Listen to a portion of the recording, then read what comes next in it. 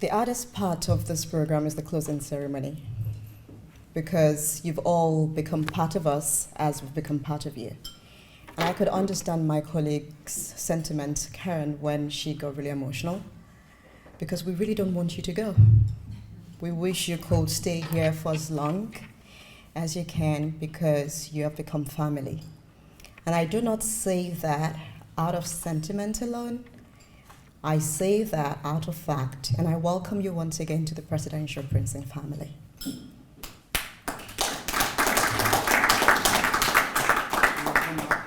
Yes, you will come back. 2 weeks ago when you got here, I said to you that when you come to us, we never let you go.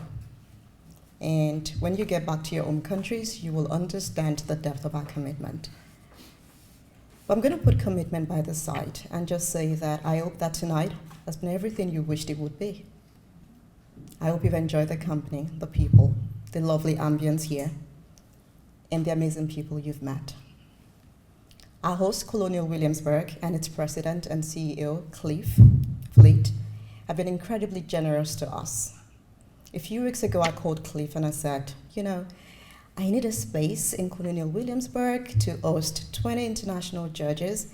And he said to me, I'm going to open the G7 room. By the way, this is the room where presidents are hosted when they come here. He said, I'm going to open the G7 room. We're going to give you the best food, the best this, the best that. And it went on and on. And I said to him, Cliff, do you know how much my budget is?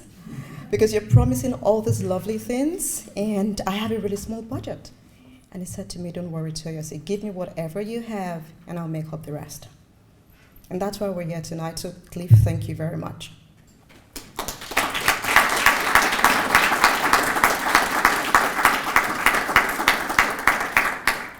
To our friends at the National Center for State Courts, James Madison's Montpelier, my colleague President Yola Dance has had to leave for a family emergency. The University of Virginia School of Law. This fellowship would not have been possible without you.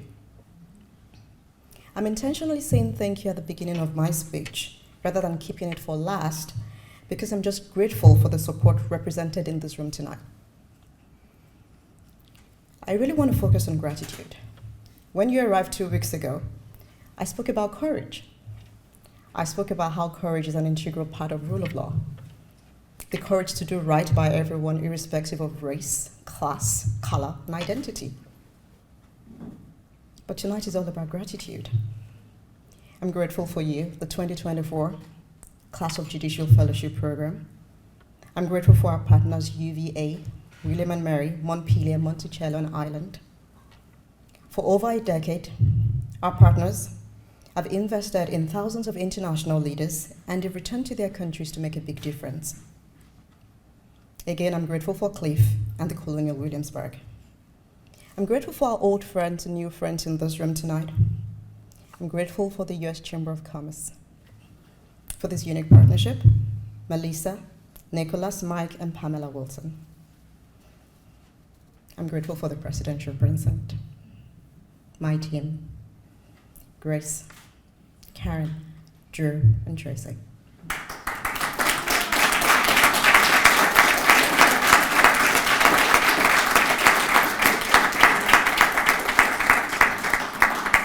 I'm grateful for our board present here tonight, and our chairman, my chairman, Jim Murray. Judge Thomas, for over a decade, you've been extremely supportive of the precinct. I'm grateful for you. We only need to let you know time and date and you show up. So thank you.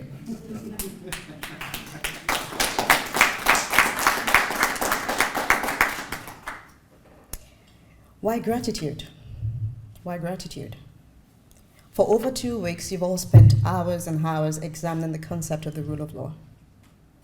And while I was pouring through the literature you've all been exposed to, it occurred to me that we are indeed in a really privileged position. There's so much turmoil and uncertainty in the world right now. But here we are in this room, in a really beautiful space from different parts of the world. We're able to put aside our individual differences, our individual interest, and think about the greater good, and that we should be grateful for. Many of us in this room I've survived wars, are surviving wars.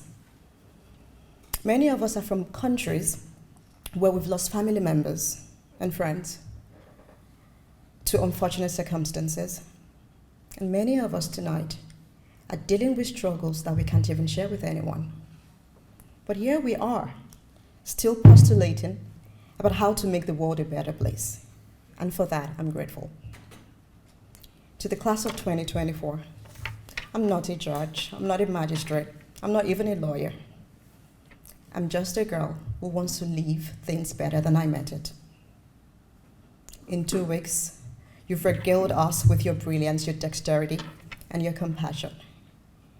The Presidential Precinct and the Chamber of Commerce is grateful to have been in your company, and I'm particularly full of gratitude to have served you.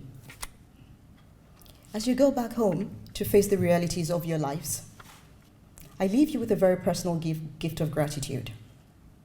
I want you to remember that no matter how hard things get, no matter how challenging the political and social environment and climates become, it is a privilege to do what you do.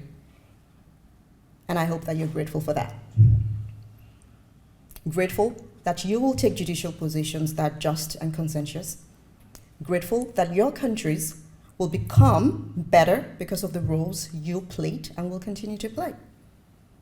But beyond being judges, beyond being magistrates, I'm just grateful that everyone in this room exists. You'll be on your flight home in the next 24 hours. And no matter how daunting the future is, I hope you permit yourself regular, consistent moments of gratitude, because that will make the journey more bearable. I'd like to close my remarks tonight with a toast. And so if you have a glass of wine, I'd like you to raise it with a toast. And it's a toast of gratitude to everyone in this room. And just to say, thank you for everything. It's been a great pleasure meeting and knowing you. Good night. Yeah.